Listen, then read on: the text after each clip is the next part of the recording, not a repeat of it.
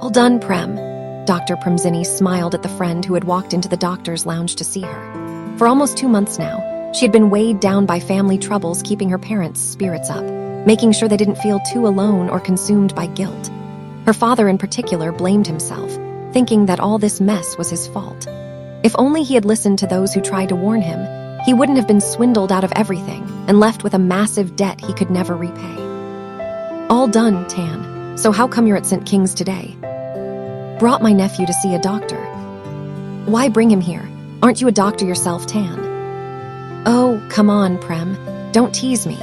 Let's talk about the real reason you haven't been smiling much lately. All her friends knew what kind of problems she had been dealing with recently.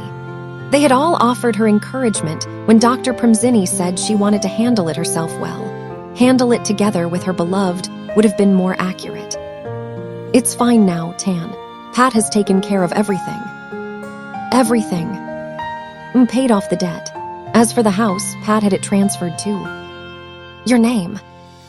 Yeah, took a few conversations before we saw eye to eye on that. Honestly, Pat's way of thinking isn't wrong. Your parents understand that too, don't they? When it came to the house, the issue was more delicate than the debt itself. The head of the household, whose name had always been on the deed, was now just a resident. Yet her father seemed to accept it well. From what Tan had heard, he wasn't upset. Pat's thinking isn't wrong, but I wanted the house to be in her name. Oh, please, I knew it. You were worried over nothing. No way in the world Pat would ever agree to put the house under her own name. Tan, I feel like I'm taking advantage of her. Almost all the money to pay off the debt came from Pat. Don't overthink it, Prem. You've got a rich girlfriend, so what's there to be afraid of? You're joking, but this is the savings Pat built up during her career in the entertainment industry. She never touched the share of profits from her family's business. Now she has almost no savings left. Many people assumed Nafak Thorinisorn was incredibly wealthy, but few knew that her family had rules everyone followed. Thorinisorn, they're filthy rich, aren't they? Yes, the family has multiple businesses and a lot of money, but that doesn't mean Pat does. You've lost me.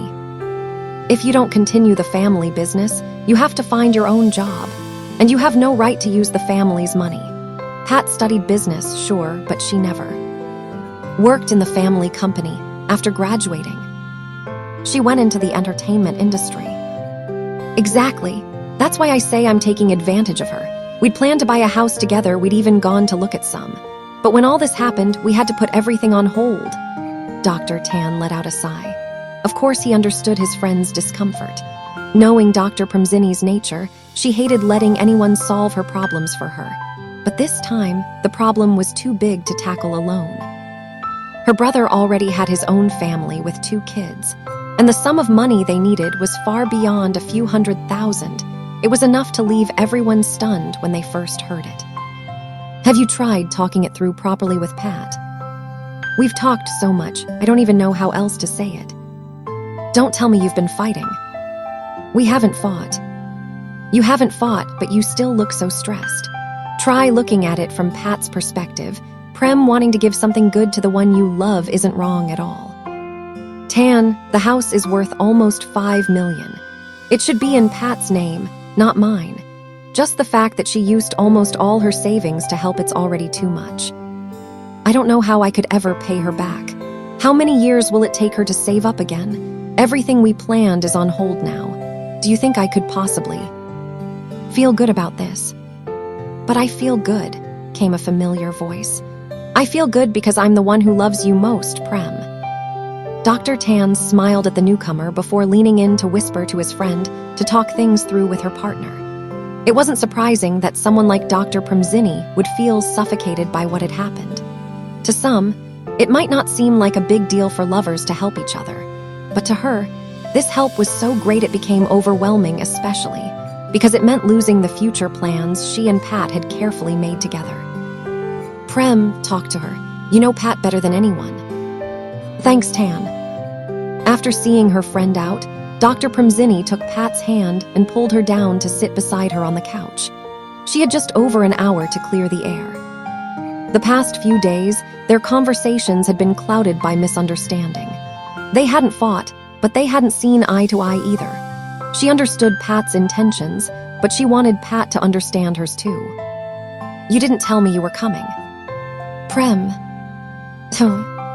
I don't want us to be like this. I'll be flying to Singapore soon for work, and I don't want to leave with us not understanding each other. You know that ever since. We disagreed about the house deed. I haven't had a single night of proper sleep. Ever since the house deed had been transferred into Dr. Premzini's name. The two of them had been at odds. This was probably the first time they'd truly seen things so differently. I've already told you, Pat. And I've told you too. The deed should be in your name so your parents won't worry. That way, they'll see that their daughter owns the house they live in, and most importantly, they'll see how much I love you.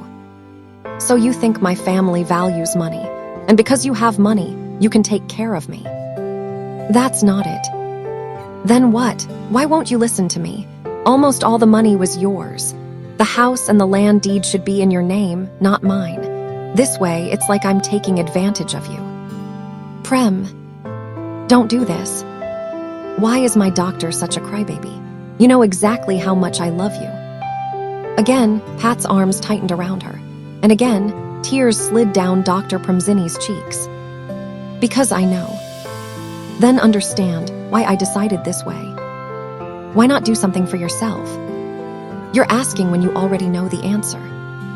Yes, she knew. She knew better than anyone that everything Pat had done was for her alone. I love you, Pat. And I love you, Prem, more than anyone in the world. Sweet talker. Of course it's only right, since you get to taste these sweet lips so often. Go back to work. You're embarrassed.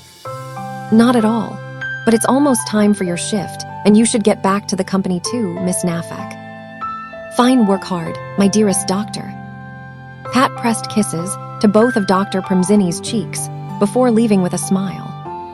The air between them was lighter now. It had been the right choice to come and talk, to make her feelings clear, and to reaffirm her decision. For Dr. Premzini, Nafak Thoranisorn would do anything. Let's have dinner tonight, Prem. All right. I'll pick the place. We'll celebrate understanding each other again. After all the tension, it was time for a heavy dose of sweetness. Didn't you say you'd take me to a fancy dinner, Nafak? Prem. A sweet dinner after we had reconciled. In the mind of the person who had planned everything, it was supposed to be a table with the best view in a luxury hotel, overlooking the Cayo Freya River, with live musicians making the food taste even better. But in reality, the dinner plan had to be scrapped because there was so much work to finish before flying to Singapore that Dr. Premzini ended up having to wait for her in the office. So now, the two of us had to change plans dinner at the condo instead of the hotel as originally intended. I'm not complaining, I'm just teasing. How much did you spend this time, Kun Napat? For you, Prem, I'd spend my last cent. You really shouldn't. I told you to call and cancel, but you refused. See, what a waste of money. You deserve a little scolding. Don't scold me, Prem. It'll hurt. Still joking, huh? Go get the minced pork and chicken breast from the fridge for me. Chicken breast? Yes, you said you gained weight. You need to watch your diet. I was left speechless. Resigned, I handed her the chicken breast. I should never have complained about my weight in front of her. Looks like the wine I'd prepared would have to wait. So our dinner would be clean food, right? I answered myself yes. Tofu soup with minced pork, steamed chicken breast with black pepper, and salad. Prem, don't give me those puppy eyes. You're the one who complained about your weight. Whenever she saw my pleading gaze, she always had to look away otherwise. She'd given to me every time. I was just talking. And you're not going to eat my cooking. Don't say it like that. Well, you made it sound like you didn't want to. There's no way I'd ever not want to eat your cooking, Prem. Come on, I'll eat and show you just how good your chicken breast is. It's not just me who can act spoiled. Dr. Premzini watched me stab a piece of the chicken she'd cut into bite-sized pieces, smiling to herself. She knew exactly how to handle me when I was sulking. And when I was being affectionate, she could be, too. How's dinner? Prem, with that smile, it feels like you're teasing me. I'm not teasing. Now chew before talking, and chew slowly. She didn't just say it, she cupped my cheek with her hand as well. I'm a grown-up. Then why don't you like to chew properly? Don't just swallow. That look in her eyes, that caring gesture, there has never been a day I haven't been captivated by Dr. Premzini. Deeply, hopelessly, time couldn't change it. Prem. Yes. I don't want to go to Singapore. Don't pout, just finish your meeting quickly and come back. She leaned over to kiss my cheek. She knew perfectly well that the Singapore meeting wasn't really my responsibility at first, but my eldest brother wanted his little sister to experience a real business negotiation, so I had to go with him. I'll hurry back to you, Prem. Every time you have to fly, you pout. Are you trying to butter me up for something? Let's take a shower together tonight. Out of the blue, what are you thinking? Since we've been having problems, we have. If you want to, then hurry up and finish dinner. I don't want to go to bed late. I promise it won't be late. It better not. Hey, eat properly, Pat, you'll choke. Her nagging came with so much care that I couldn't possibly be annoyed. On the contrary, it made me smile. Her care had never lessened from the first day we fell in love until now. She had always looked after me with the same tenderness. Never changed, never lessened, never once thought our love had faded. Prem, let's have a baby. Was that a question, or an invitation to say yes? Because it stirred something deep inside her. In 5 years together, I'd never said those words. Why do you suddenly want to have a baby? Dr. Premzini leaned back against me as I held her from behind. We were soaking in the bath together. Bo and Lotta both have children now. I just thought. I've told you before, if we're not ready, whether financially or emotionally, we won't have a baby. This time, she shifted to face me. She didn't believe I suddenly wanted a child just because my friends had one. We'd talked about this many times before, and she knew very well why I'd said I didn't want children, because I didn't want to lose my place in her heart. Because I didn't want to share her love with anyone. When you play with your nieces, when you smile at them, I've always thought about it, Prem. It's not that I never considered it. Almost 3 years ago, I told her outright that I couldn't handle the idea of lying in bed, cuddling her, and having a baby wedged between us. Back then, I never even thought about children. I just wanted her love, wanted it to be just the two of us, able to travel anytime without worries, our relationship unchanged. But I forgot to consider her feelings. She had already planned her life, so that 2 or 3 years after marriage, she'd have a child. Meeting me had made her put those plans away. I'd been so focused on my own dislike for kids that I'd overlooked how she must have felt when our friends announced their plans for children. I want the truth, Pat. I used to think having a baby would be too complicated, that we'd have less time for each other.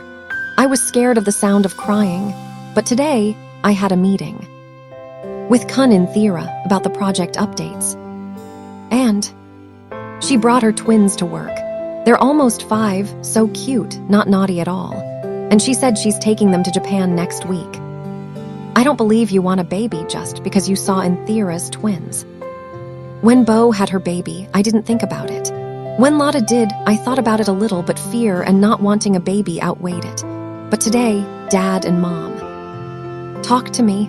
After I came back from seeing you, Aunt said she wanted to see a little Pat.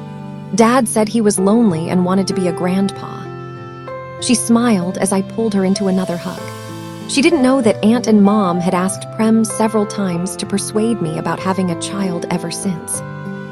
They knew our friends were starting families. They knew I was possessive and had once said I didn't want kids. Truthfully, she'd wanted children too when she saw our friends having them, but she respected my decision. She didn't want the topic to create problems in our relationship, because adding a child meant both of us had to be ready in every way, especially emotionally, to care for a new life. Do you really want a baby, Pat? Prem. Not just today wanting one and tomorrow not. Think carefully. Having a child isn't a small thing. If we do this, we have to raise them well. A baby isn't a doll you can toss aside when you're bored. Prem, don't want one just because other people's kids are cute. She got out of the tub, leaving me watching her with longing. I understood perfectly why she left me with that last warning. Why do I want a baby, really? And am I truly ready for someone else to join the two of us, someone who would bring new challenges, whose growth I'd witness from birth, whose cries I'd soothe, whom I'd hold, feed, rock to sleep, and clean up after? Prem, I think. I've already packed your clothes. I've sorted all the medicines you need to bring too. Her slender arms hugged me from behind as she closed the small suitcase, making her smile.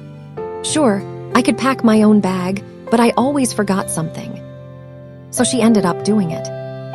About the baby, I really want one. Let's have a baby together, Prem. You can handle it. If we're cuddling and a baby cries for milk, and I put them between us so you can't hug me. If we have a baby, maybe we won't be as romantic as before, but I believe we'll find ways to stay close. I want to see a little one run up to Mother, Prem, to see them snuggle into you. Just imagine, Prem, if we had a little Pat Jr. to cuddle, it would be adorable. Pat Jr. would be even more possessive of me than you are. Exactly. When you get back from Singapore, let's plan for a baby.